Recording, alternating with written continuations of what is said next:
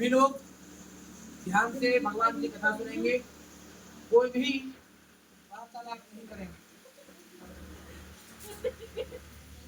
एक समय सुंदर नैमिषारण्य तीर्थ में शौनक आदि 88,000 ऋषियों की सभा में ज्ञानवान वेद व्यास जी महाराज के प्रिय शिष्य श्री सूत जी महाराज का आगमन हुआ। सूत जी महाराज को देखते ही तपस्वी शौनक आदि 88,000 ऋषि सूत जी के सम्मान में उठकर खड़े हो गए और उन्होंने बड़े ही प्रसन्न मन से उनकी आव भगत करी। मुनियों के दिए हुए आसनों पर शिष्यों से तपस्वी शौनक आदि 88,000 मुनियों में से एक ऋषि ने सबकी तरफ से कहा, में वेद विद्या से रहित मनुष्यों को प्रभु भक्ति कैसे मिलेगी तथा उनका उद्धार कैसे होगा। हे मुनिश्रेष्ठ, कोई ऐसा व्रत अथवा तप कहिए कि जिसके करने से थोड़े ही समय में पुण्य प्राप्त हो जाए तथा मन वांछित फल मिल जाए। ऐसी कोई कथा हो तो सुनने की हमारी प्रबल इच्छा है।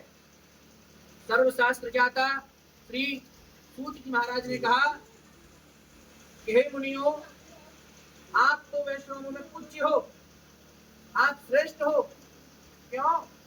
क्योंकि आप सब प्रकार से सदैव सभी प्राणियों का हित चाहते हैं।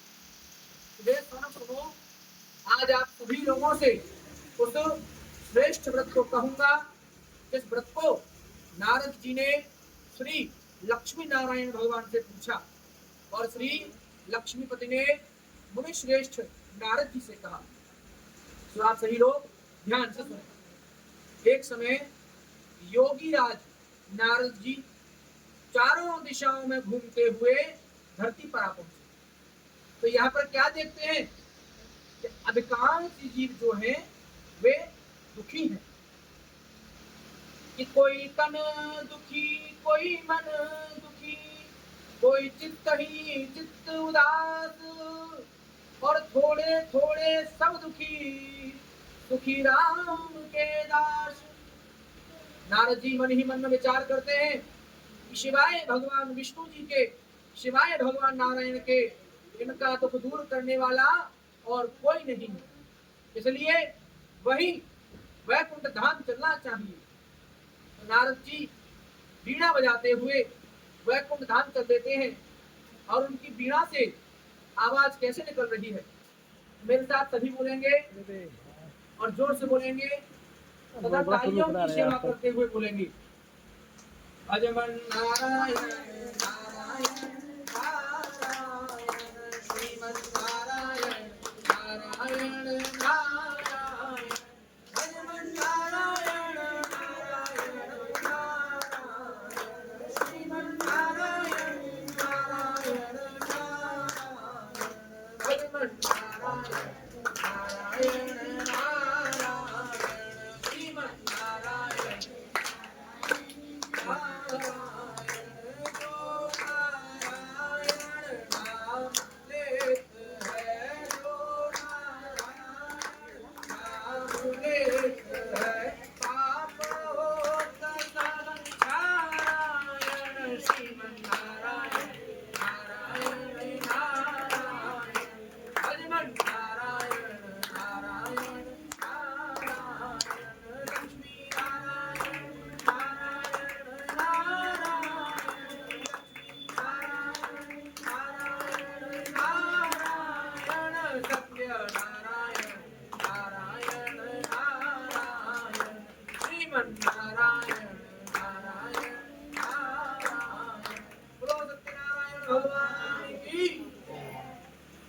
नारद जी नारायण नारायण करते हुए वैकुंठ धाम पहुंच गए और जैसे ही वैकुंठ धाम पहुंचे तो क्या देखा कि सामने भगवान नारायण शेष सैया पर विराजमान है, चतुर्भुज रूप धारण है, चार हाथों वाले हैं भगवान, एक हाथ में शंख है, एक में चक्र है, एक में गदा है और एक में पद्म है।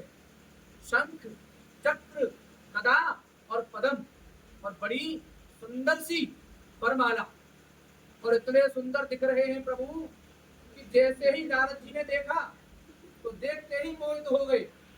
क्या कहने आए थे और क्या करने आए थे सब भूल गए, और टुकी बांध के प्रभु को निहार रहे। बड़ी देर हो गई और जब नारद जी खड़े रहे तो प्रभु अपने आसन से उठ गए, और नारद जी को प्रभु ने आदर सहित अपने आसन पर बैठाया और कहने लगे, हे नारद, आज कौन सी हवा चल गई तो आप यहाँ पधारे हो? कि कारण अब प्रकट कीजिएगा, यहाँ तक ये कष्ट उठाने का, और कहिए ऐसा क्या काम पड़ा वैकुंठ लोक में आने का। सुन मधुर वचन दया निधि के, नारद बोले श्रीमान सुनो, एक तुच्छ विनय सेवक की है, इसको देखकर प्रभु ध्यान सुनो। इस समय अनाथों के स्वामी आया हूँ मृत्यु लोक से मैं, और देखा सुना कहाँ जावे, क्या महाशोक से मैं। नारद जी ने कहा, हे प्रभु, मैं धरती पर गया था तो वहां जो जीव थे उनका दुख मुझसे देखा नहीं गया। कृपया करके ऐसा कोई सरल उपाय कहो कि जिसके करने से उन सभी का दुख जो है वो दूर हो जाए। मन अपने की बात जब नारद ने दी खोल, और तब कमलापति स्तर है उठे मुदित हो बोल। तब भगवान कहने लगे कि ऐसी मैं युक्ति बता दूं, संसार के दूर सब दुख हो, और कट जावे सबके कष्ट जाल, घर घर अंदर सुख ही सुख हो। कल युग है ये युग नारद जी, इसमें न यज्ञ तप योग बने, बस एक यत्न से ही अब तो सभी भांति सुखी सब लोग बने।